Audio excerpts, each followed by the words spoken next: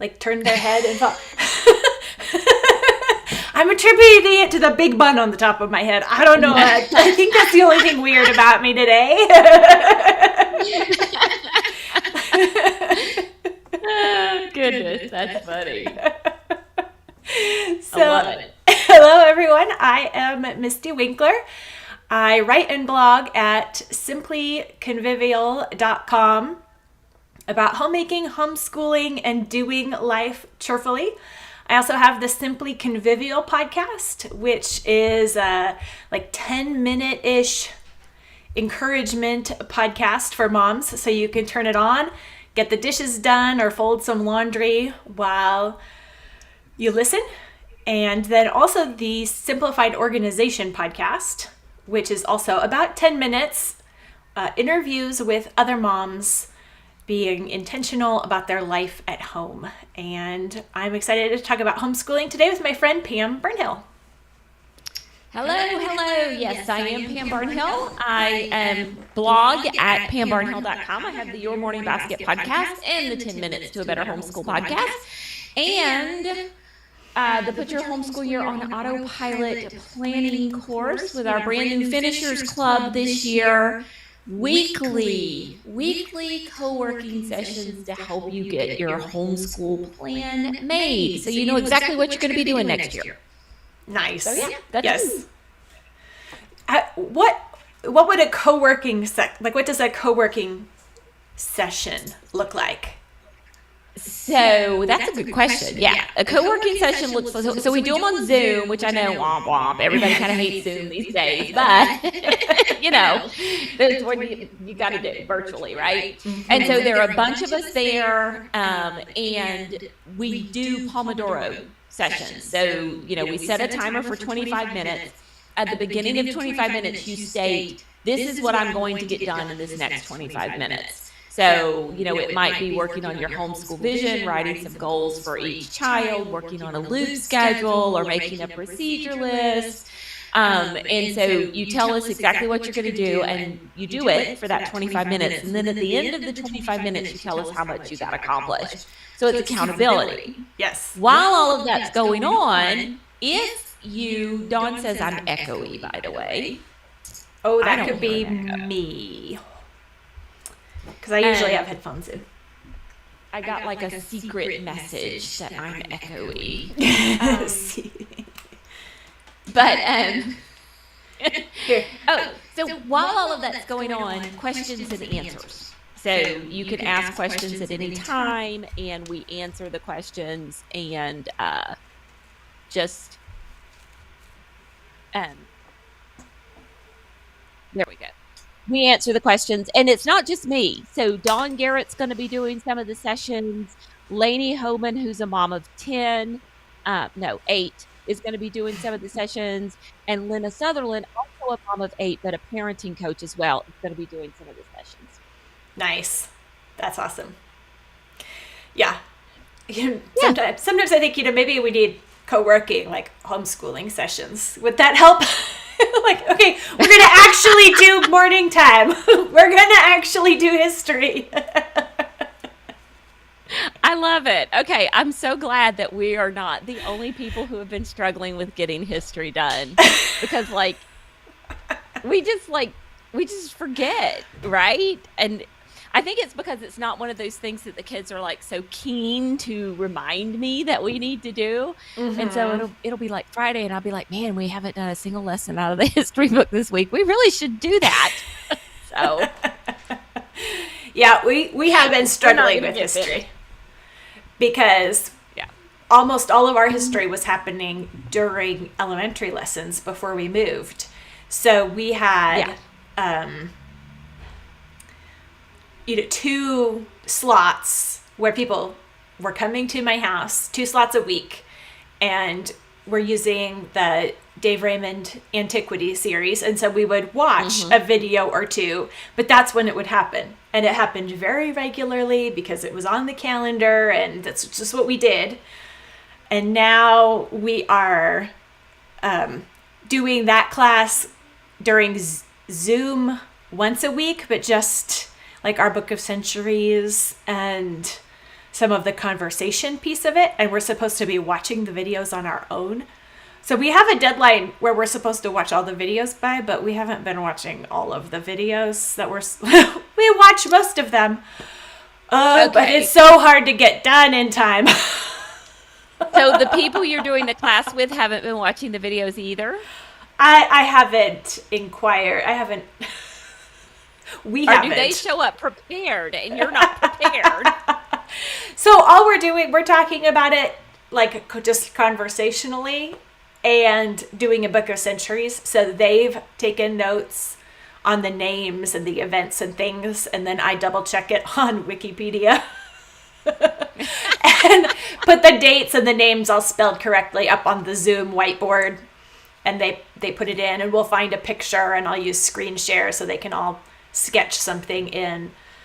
So that's the piece. And so probably, I'm sure that they are all doing amazing and everything exactly like they're supposed to, but we are not.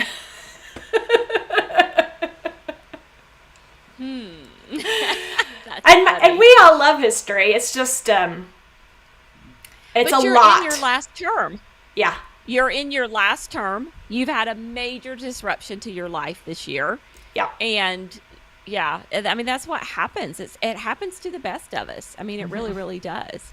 So we are totally limping along. And you know what? I have decided I am not going to try to fix that. We're just going to limp along until the end. Yeah, we also had math drama also gets in the way of every other lesson that happens in the day, which is one reason why you shouldn't get the math out before morning time. So it just derails everything else. Yep. Get the morning time done first and look at everything you've accomplished. And then pull out the math. Then pull out the math. Yep. Yeah. So, well, we did science experiments today, and they were quite inspiring.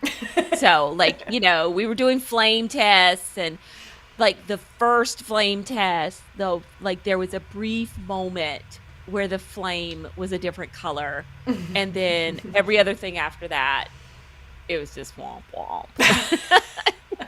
Isn't that almost all science experiments? I know. So we've been watching the periodic table of videos. Do you watch those? Oh, those are awesome. Yes. And their experiments always work. It's true. Like today, we were watching silver, and like it exploded. He put the water in there with the silver nitrate, and you got the fizzle and the explosion. It was, oh man, that's awesome. So that's a lot of fun. Yeah. I told John, I'm like, look, we just need to watch the videos. It always works on the video. It's a lot less to clean up. It is. When we did our chemistry year, that's what our experiments were, just watching the periodic table. What are they again? The periodic table of videos. Yes. Yeah. Birmingham University out of Birmingham, England. And then you've got, what is it? Is it Marty? Professor Marty with his hair. Yes. Which we love. And his periodic table tie. So, yeah. So we do that and read the Elements book. And we may I'd like to finish that this year, and we're only on silver. So I'm thinking I might accelerate that and say we're going to start doing like 2 a day so we can finish by mid-May. I haven't done the math to see if that'll even get us finished, but we're going to try to get done. Yeah. But yeah. So that was very sad and disappointing. I'm hoping tomorrow's experiment goes a little bit better. Well, we took today off of school. Easter Monday, right? That's a thing. So we were traveling for Easter and got back last night. So I was like, you know what? We're just going to unpack, do laundry, clean up, and get ourselves together. And then Wednesday, we have a all-day field trip that I'm looking forward to, that we're all going on. My husband and the 3 younger kids and I are all going on a bus tour history thing. So that, well, see, you're getting history done. So yeah, it'll be local history. So like he'll tell us about the missionaries that came out here and the Indians that lived here and the police, and we'll tour the very first church that was built in the area. So I don't know exactly where all, but we have to meet up at the bus at 4:45 in the morning. And then we're scheduled to get back at 9 p.m. Oh my goodness. So it is you're like doing all a whole Lewis day and Clark expedition. Yeah, basically. Man. I hope you get to eat in there. Yeah, well, we're taking backpacks with snacks.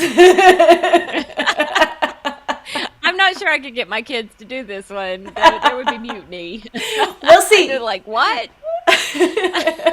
It'll be different.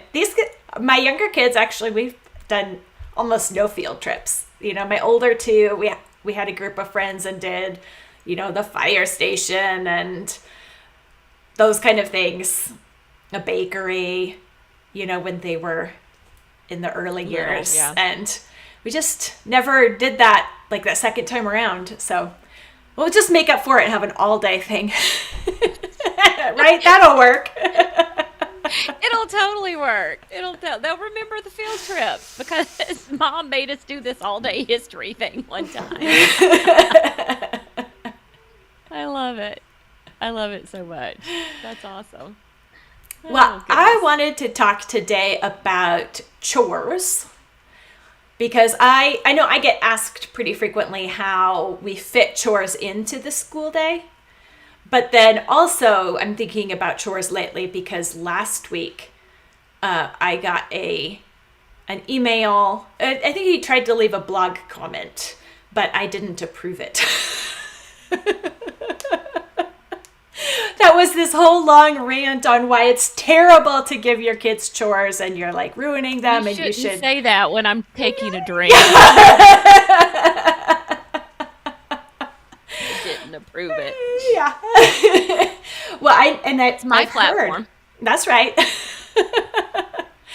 I heard from a friend a while back that anytime she posts on Instagram or whatever about her kids doing chores, she gets a ton of flack. So it's like a big thing right now to be anti-chores. So I was like, well, right. Let's talk about giving kids chores because they're wrong. Oh, goodness. Yeah, it was funny. Yeah. The email that I got cited some University of Amsterdam study that found a negative path between the number of chores assigned and school success. Okay, well, first of all, are we really after school success here? There's your first problem. Like, how are you defining this school success? And are we even defining it in the same way? Mm-hmm. And then secondly, it's a European study. I'm sorry. The work ethic is just not the same at all. And I'm not saying one is good or one is bad. I mean, if you live in Europe and you have a European work ethic, just know it's very different than the American work ethic, right? So you're starting from a totally different starting point. So, I'm not giving a whole lot of weight to any of this. Well, some of us are trying to help keep that American work ethic going because it doesn't seem to be going so well in the broader society. This person would probably be appalled because my children have jobs. Right. We've gone beyond the chores. They have chores and jobs.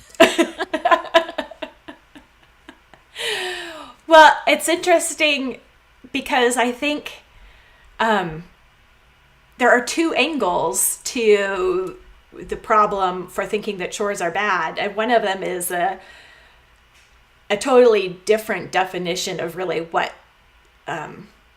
people are, what humans are, and what we're for and made for. And this idea that work is bad, unless it's your choice and personally fulfilling and all of that, or, that if someone else is making you work, you're being exploited. So any chores are child exploitation. It's like, actually not. No. God made people and he gave them work to do before the fall, before sin. So work is a good thing for us. And it's to give our kids meaningful ways to contribute to the family is, to use the modern terms, it actually builds their self-esteem and confidence. Yeah, it does. It does. And it's such a gift. It really Now, is. does that mean my kids always want to get up and do chores? No. No. Just like I don't. Exactly. Exactly. I don't always want to get up and do chores either, but for a child uh to feel that you have the confidence in them to give them this responsibility, and that they, I'm competent, I can do this. I cannot tell you how many times, because, okay, just true story here, I struggle with jumping in and doing things for my kids. Right. This is something I struggle with. It's so much easier for me to just do it myself. Here, let me do it. And I do it not just with my daughter, but with my sons as well. And I've actually been looked at by a kid before, and the words came out of their mouth, "Do you think I can't do this?" And so, Wow. yeah. Not in a disrespectful Yeah. way, but in a, "Do you think I can't do this? Is this why you're trying to do it?" And, well, no, it's not that I don't think you can't do it. It's just that I could just do it a lot faster. But thank you, child, for calling me out, because I need to remember to step back and let you do what you're capable and competent of doing, Yeah, and to do anything less than that is to steal from them. That's right. It is. And, I bet you and your kids have had this experience now too. I have 2 teenage boys who have had a couple real life, real W-2 type jobs, and they rise to the top in the little pool because, and one of my sons says, well, it's because I figured if I'm asked to do something, I should just do it. And I actually work when I'm on shift instead of standing around the back talking. Yeah. Yeah. And so it really does give our kids that habit. And I think that by about the time they start internalizing the I can work and contribute meaningfully, then they get a job and they're not actually very helpful at home anymore. But that's our job as moms. It's not actually for ourselves. Like you said, we could do it a lot faster ourselves a lot of times. We aren't giving them chores to get something ourselves out of it. We are doing it to give to them. Yeah, it really, really is. I could just completely and totally do it a lot faster, or pay somebody to come in and do it a lot faster, and maybe even a lot better. But it's like, I think that would be doing a disservice to my children if I did that.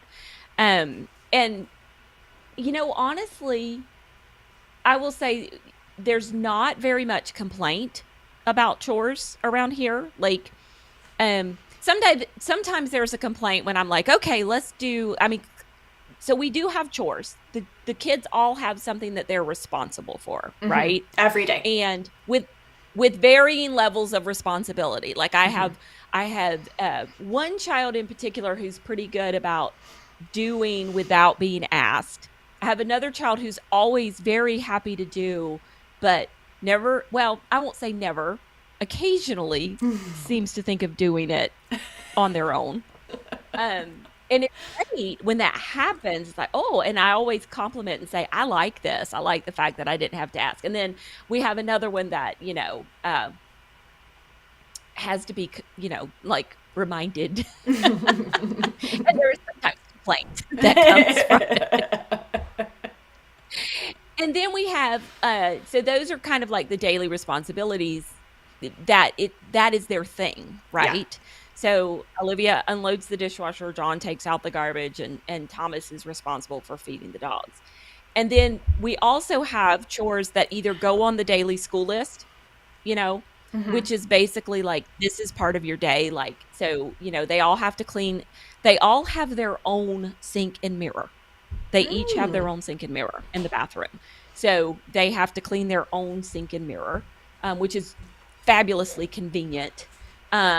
there are 3 additional toilets in the house that do not belong to me and my husband. So they are all each responsible for one of those. So that's how it kind of works out. And either we do those, either I'm really good about making sure that the list gets done and we do those at the end of the school day, or I'll call for like an all family clean on Friday. And then we're all just working together. It's every single person in the house is cleaning. It's not like I'm sitting on the couch eating bonbons while other people are cleaning. Right. And we're talking about, competent teenagers at this point, for sure. Right. So, well, and they're competent because this has just been a gradual step up in training from the young years. It was interesting in this email that I got. One of the comments that this person, I can't even actually tell if it's a boy or a girl. It's a strange name, but this person comments that chores are not difficult to learn. Anyone can in minutes. So it's not necessary to teach kids to do chores because it doesn't take training to do chores. Yeah, I have a feeling this is a dude. That would also be my guess. Yes. Sorry not to be sexist here. Who doesn't actually have children. Probably not, but just a child psychologist. I just think back though to all of how many things have I stood here and said, and I don't so much do it anymore because I've been out of school for a very long time, but like nobody ever taught me to do this in school. Like, why didn't anybody ever teach me how to do this? Why didn't anybody ever teach me how to do this properly? And all the struggle that goes on from not knowing how to do things, and so I think I was a latchkey kid back in the 80s when everybody was a latchkey kid. And so I got a list. I did have chores to do. I got a list every single day. I don't know what my poor mother, she worked constantly, and I don't know what she was probably very frustrated with the level of work that I was giving her. But she wasn't there to show me any better. So we were all just frustrated.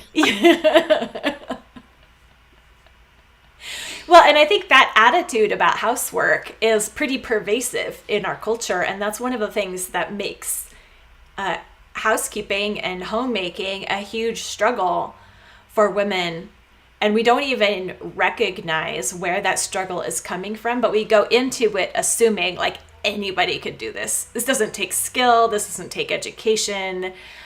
It's just chores, which, as this person says, which is demeaning to people to homemakers. Yeah. It's even demeaning to the people who make it their actual career, which people do. There are, it's a job too, is it? So, So when we have that attitude about it, like you can learn it in minutes and you can just do it in minutes, then when it turns out, we encounter the reality that that's simply not true. And it actually takes skill and sometimes even creativity, knowledge, and self-management, and all the executive function, which is another part of what we're teaching our kids. And we don't think that we should put effort into it. It shouldn't take effort. And then when it turns out that it actually requires effort, we think like there's something wrong, and it's really hard to figure out what that is. And it's this wrong assumption about the work itself. Yeah, I don't know. Yeah, I don't like that, the devaluing of the, I mean, it's not like super easy.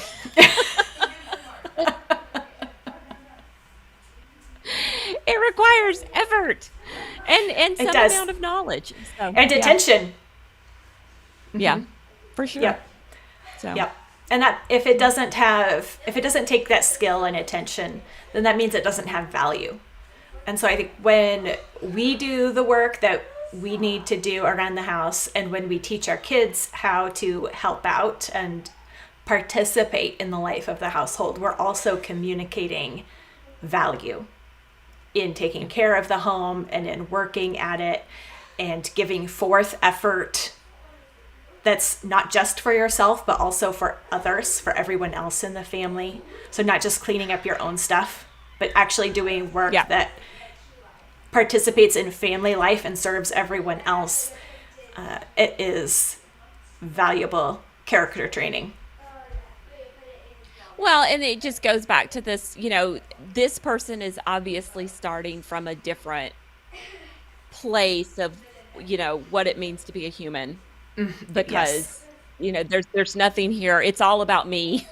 It's all from the standpoint of me and what, it's about me and what it means to be. And, there's nothing sacrificial there at all. There's nothing about being part of a community, being in communion with others, being, especially the nuclear family and things like that. So I think it's just a very different starting place of humanity there. Yep. For sure. It really is. Yep. So have your kids do chores. Don't let anyone bully you out of it. That's right. That's right. Give your children this gift, for sure. All right. Well, thank you, Pam, for joining me today. And I look forward to chatting with you next week and let you know how the field trip goes. Yeah, I'm anxious to hear about that. And I'm heading off to Cincinnati. On Wednesday for the Great Homeschool Convention in Cincinnati. So if you are in the area, do stop by and see me. And it looks like it'll be a fun event. Like tales of my adventure. So yeah. Yeah, nice. All right. Bye, everyone.